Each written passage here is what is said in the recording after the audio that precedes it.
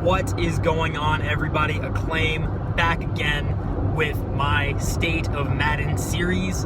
Today we're going to be doing part 3, which is going to consist of branding and marketing and analytics as it pertains to competitive Madden. This could be broken down into a subsection as well of what EA can better do in the future as it pertains to branding and marketing, because this part is going to consist mainly of their shortcomings that have occurred this year and some alternatives to what they could have done to improve it.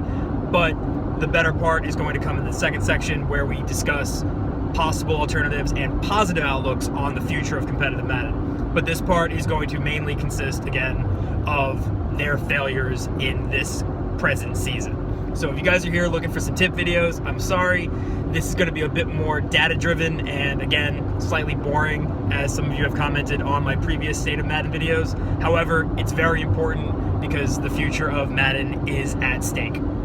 So, one thing that EA has failed to recognize is that competitive gaming is done Friday, Saturday, and Sunday. Competitive gaming is not done, for the most part, on Thursday at noon. It is not done Wednesday at 4 p.m.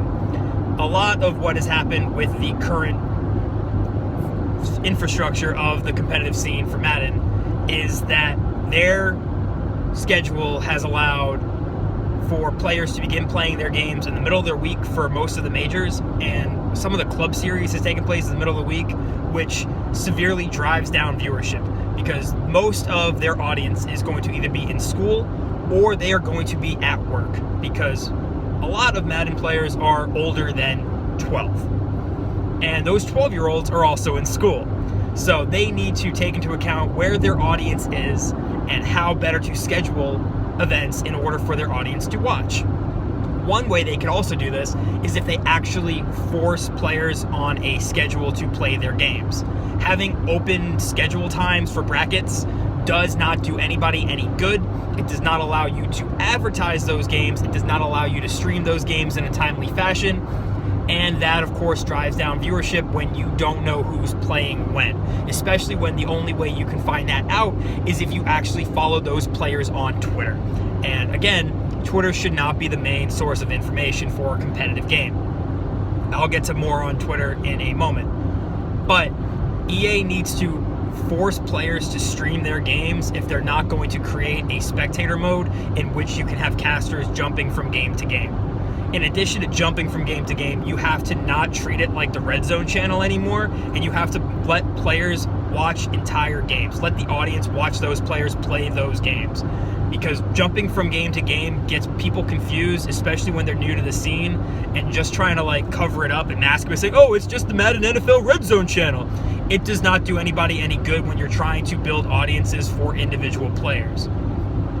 In addition to that, you have to take into account that most of the information that we've gotten this year has not come from official EA channels. It has come from individuals at EA's channels.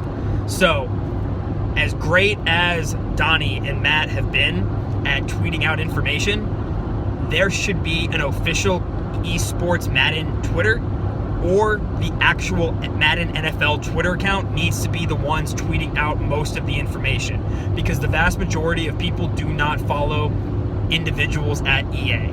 Let's be honest, most people don't know they exist, and for the most part, they shouldn't, because those official channels should be the ones that are actually putting out the official information. Halo does it with HCS. I know League has tons of Twitter accounts. I know Gears has an official esports Gears account that is something through Microsoft, and it works fairly efficiently at putting out that information.